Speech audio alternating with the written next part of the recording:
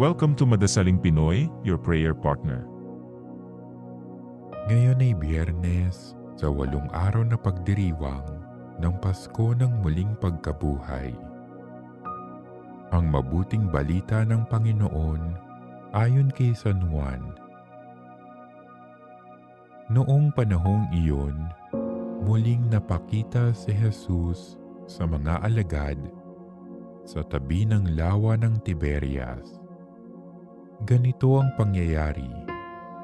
Magkakasama sina Simon Pedro, Tomas na tinaguriang kambal, Nathaniel na taga-Kana Galilea, ang mga anak ni Zebedeo at 2 alagad. Sinabi sa kanila ni Simon Pedro, "Mangingisda ako." Sasama kami, wika nila. Umalis sila at lumulan sa bangka. Subalit walang nahuli ng gabing iyon. Nang magbubukang liwayway na, tumayo si Jesus sa pangpang. Subalit hindi siya nakilala ng mga alagad. Sinabi niya, "Mga anak, mayroon ba kayong huli?" "Wala po," tugon nila.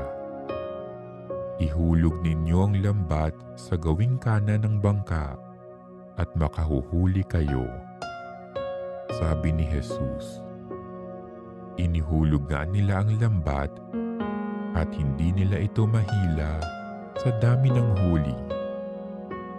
Sinabi kay Pedro ng alagad na minamahal ni Jesus, "Ang Panginoon iyon." Nang marinig ito ni Simon Pedro, siya'y nagsuot ng damit sapagkat hubad siya at tumalon sa tubig. Ang kasama niyang mga alagad ay sumapit sa pampang. Sakay ng munting bangka, hila-hila ang lambat na puno ng isda. Hindi sila gaanong kalayuan sa pampang, mga 90 metro lamang. Pag-ahon nila sa pampang, ay nakakita sila roon ng mga baga na may isdang nakaihaw at ilang tinapay.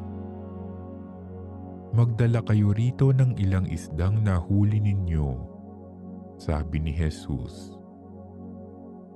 Kaya't sumampa sa bangka si Simon Pedro at hinila sa pampang ang lambat na puno ng malalaking isda. 153 lahat. Hindi napunit ang lambat kahit gaano karami ang isda.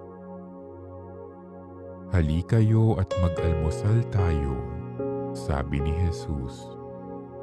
Isa man sa mga alagad ay walang nangahas magtanong sa kanya kung sino siya, sapagkat alam nila na siya ang Panginoon.